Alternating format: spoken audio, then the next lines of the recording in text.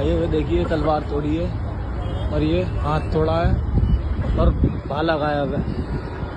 ये कश्मीरी गेट की बात है। इन दृश्यों को देखकर आपको नहीं लगता आज संसार में दुष्टों की संख्या बढ़ रही है, लगातार बढ़ती जा रही है। ये घटना है कश्मीरी गेट दिल्ली की, जहां पर महाराणा प्रताप की मूर्ति को खंडित कर दिया गया है दुष्टों के द्वारा।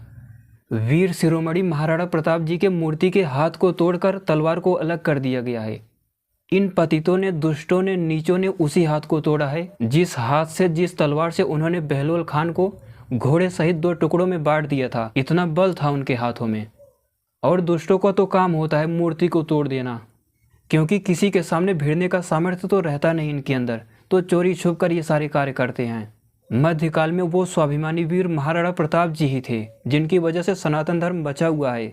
ये जितने भी हिंदू संस्कृति, संस्कार आदि सब कुछ बचे हुए हैं, सब कुछ इन्हीं महान पूर्वजों की वजह से बचा हुआ है। कश्मीरी गेट दिल्ली में एक प्रसिद्ध स्थल है।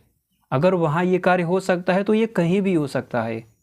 महाराणा प्रताप के मूर्ति को जो खंडित किया गया, ये वही महाराणा प्रताप थे, ये वही हाथ था जिसने 80,000 मुगलों को हल्दी घाटी से खदेड़ दिया था। हालांकि युद्ध अपरिणामी था, उसके बाद अनेक युद्धों के बाद महाराणा प्रताप विजयी हुए थे। लेकिन आज दुष्टता देखिए, किसी मुसलमान को आप लोगों ने राणा सांगा, महाराणा प्रताप, पृथ्वीराज चौहान पर जल्दी आक्षेप करते नहीं देखा होगा, लेकिन हिंदुओं में ही कुछ दुष्ट कायर होते हैं जो ऐसा बर्ताव करते हैं।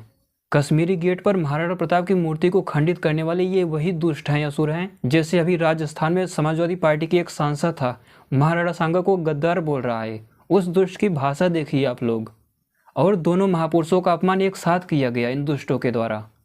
हो सकता है कहीं ना कहीं लिंक भी हो इनका आपस में।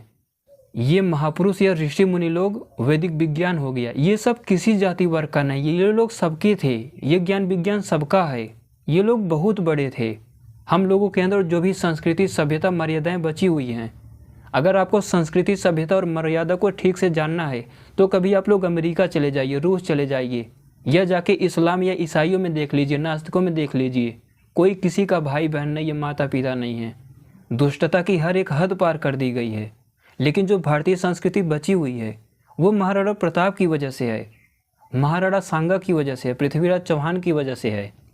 ये महाराणा प्रताप की मूर्ति के साथ बहुत गलत हुआ, हिंदुओं के साथ, सनातन धर्म के साथ बहुत गलत हुआ।